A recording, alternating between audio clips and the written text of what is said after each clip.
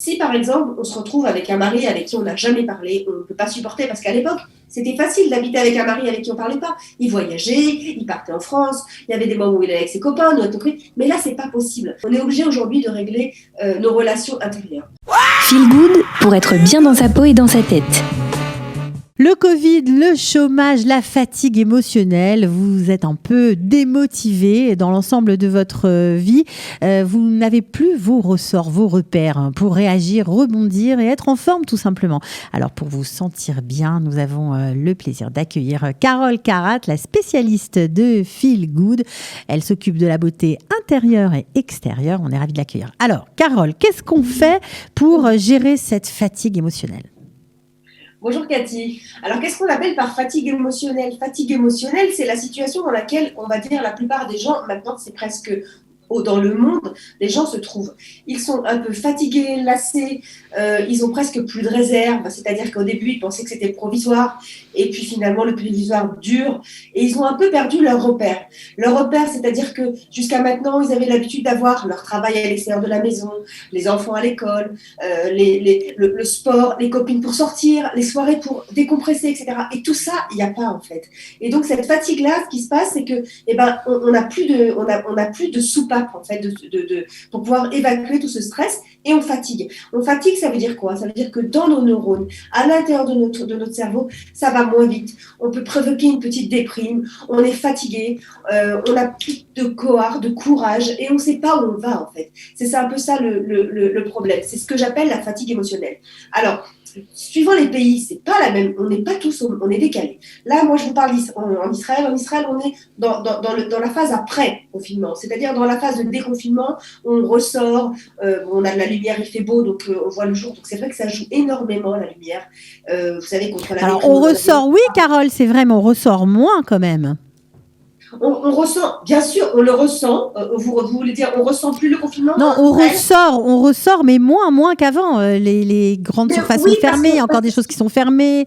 Oui, on parce que craint un peu les réunions. Cette fois-ci, contrairement à la fois précédente, cette fois-ci, on se dit, mais on n'est pas sûr de ne pas retourner encore dans une troisième vague. C'est ça le problème. Quand on est sorti du premier déconfinement, je vous dis franchement, moi la première, je suis partie pour réserver des choses qui sont importantes et je me suis dit, le corona, c'est fini. Maintenant, on ne sait pas. Donc, inconsciemment, si vous voulez, à l'intérieur de nous, on se dit, et si ça dure ? Et si ça va recommencer ? Vous savez, comme un rêve qui continue et qui recommence, et qui recommence, et qui recommence. Donc en fait, ce qu'il faut savoir, c'est qu'on n'a pas le choix aujourd'hui. Il faut se dire que les codes, ils ont changé.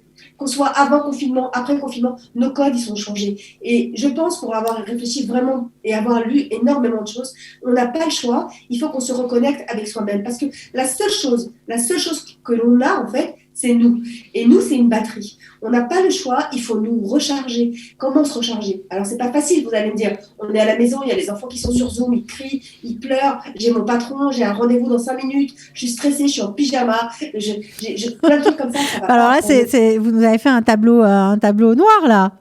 Mais c'est pas ça, mais c'est ce qui se passe dans pratiquement toutes les maisons. Oui, c'est vrai. Cathy, c'est ce qui se passe. Moi, je parle avec énormément de gens. Les gens ils disent, mais je rêve de repartir au bureau, je rêve de remettre mes enfants à l'école. Le monde, il n'est pas fait pour ça. Parfois, il y a des gens qui habitent dans des 3 pièces, ils sont 6, ou dans des 2 pièces. C'est pas évident. Donc, ce que j'ai envie, en fait, de dire, c'est, ne pas perdre la connexion avec soi-même. Alors, ça veut dire rester connecté, ne pas péter un câble. Okay ? Qu'est-ce qu'il faut faire ? Alors, il y a une chose qui est importante, c'est quand on peut, on sort. La nature, elle n'a pas changé. C'est ce que je regardais. Les oiseaux, ils continuent de chanter. Le ciel, il est beau. Il n'y a pas de pollution. La nature, elle est là et elle nous dit, ça continue dehors, c'est pas fini. Alors, quand on est dehors, on prend un bon bol d'air, premièrement. On se reconnecte, on souffle, on inspire, on expire le stress.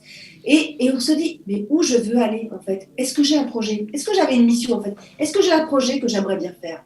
Parce que si c'est ça, c'est peut-être le moment de le faire. Si on a du temps bien sûr, parce que c'est pas sûr qu'on ait du temps. Parce qu'en ce moment, dans des fameux déconfinements, c'est pas les vacances.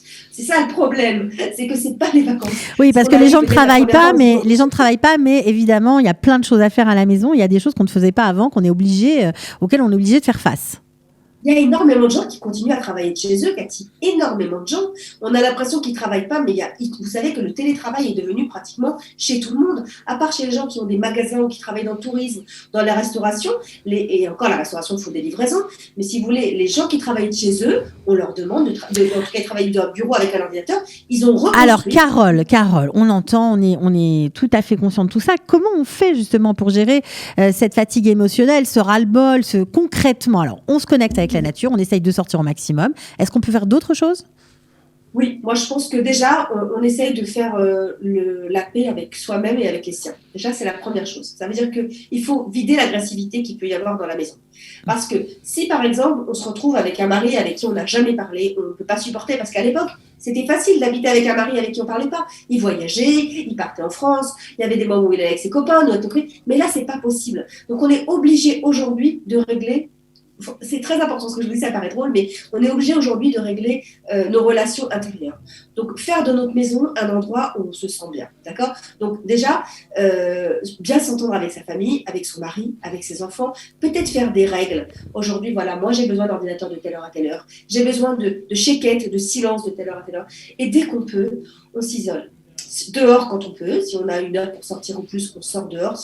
Et dedans, on fait des inspirations, comme j'ai toujours dit, la méditation. On travaille sur une mission de vie. Qu'est-ce que j'ai envie de faire? J'ai un peu de temps. Voilà. Il y a des gens, ils ont du temps. Ils ont toujours voulu apprendre une langue. Ils veulent apprendre, je ne sais pas moi, par exemple, l'anglais, l'arabe, se perfectionner en ordinateur. Il n'y a jamais eu autant de formations sur Zoom. Jamais eu autant. Les gens apprennent à faire des éclairs au chocolat. Ils apprennent à faire... un truc de fou. On se demande si...